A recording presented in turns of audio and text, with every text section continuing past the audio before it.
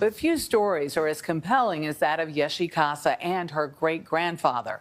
His country knew him as royalty, thought to be a descendant of King Solomon.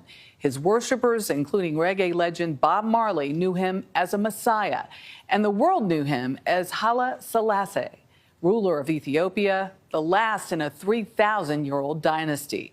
The new documentary, Grandpa Was an Emperor, is all about her journey of discovery and coming to terms with both a privileged and very painful past. I was thrilled to be a New Yorker. I'm a New Yorker. But your heart? My heart, I'm an Ethiopian. For 40 years, Yeshi Casa has lived in relative obscurity as a banker in the Big Apple, exiled from her homeland and her birthright. Some people want to call me princess, but I'm really not one. But your grandpa? My grandfather was an emperor, yes. Grandpa Was an Emperor is the little-known story behind the overthrow of Emperor Haile Selassie, a monarchy which claimed ancestral ties to King Solomon and the Queen of Sheba. So what do I remember about him? He was very strict, very austere, very quiet. You weren't allowed to just talk and act in any kind of childlike way. You had to be very grown up. From 1930 to 1974, Selassie federalized a once feudal nation, abolishing slavery, resisting Italy's fascist occupation, Emperor Haile Selassie rides in majesty through London, and raising Ethiopia's political standing around the world. The White House rolls out the red carpet for Emperor Haile Selassie. He also presided over the continent's first African Union. But poverty and a crippling famine began to undermine his rule, as well as his annexation of neighboring Eritrea. This is the last picture taken before our lives went straight to hell. This film answers a lifetime of questions.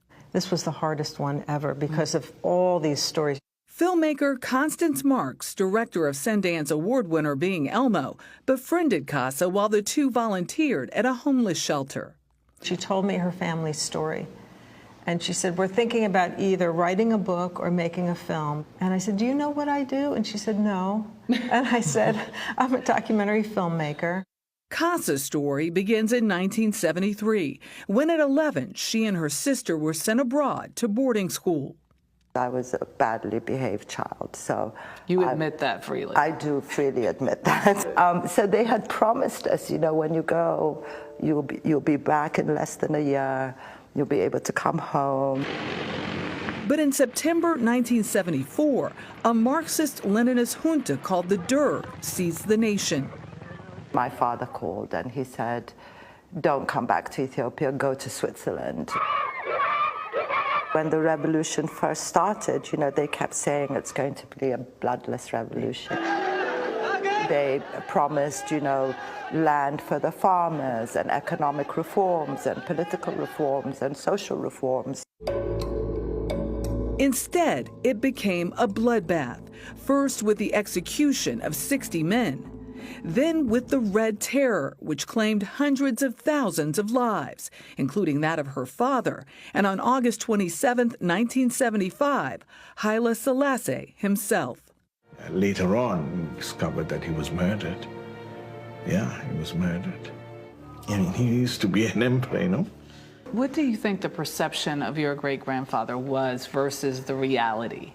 I think there was a perception that he was all-powerful, and I think that's where people make a mistake about Grandpa. You know, he abolished slavery, he federalized the system, and he had massive opposition in doing that from these incredibly powerful aristocratic families that had as much power as him. But it's the survivors that the film seeks to hail.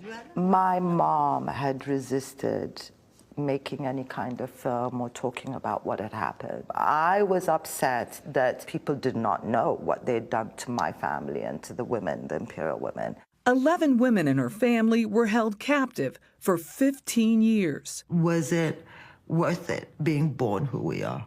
Absolutely not. Not for me. I sort of fell in love with the fervor by which Yeshi was telling her story. I call her Auntie Yeshi. Tony Award-winning actress Cynthia Erivo is executive producer.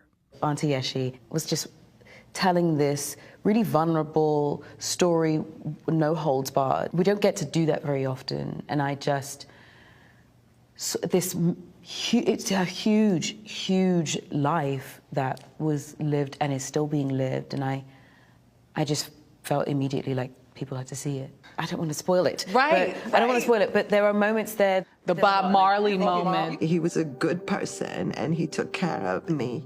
The pioneering reggae superstar followed the Rastafarian movement, which regarded Selassie as a modern-day messiah. Marley helped rescue Kasa's younger sisters.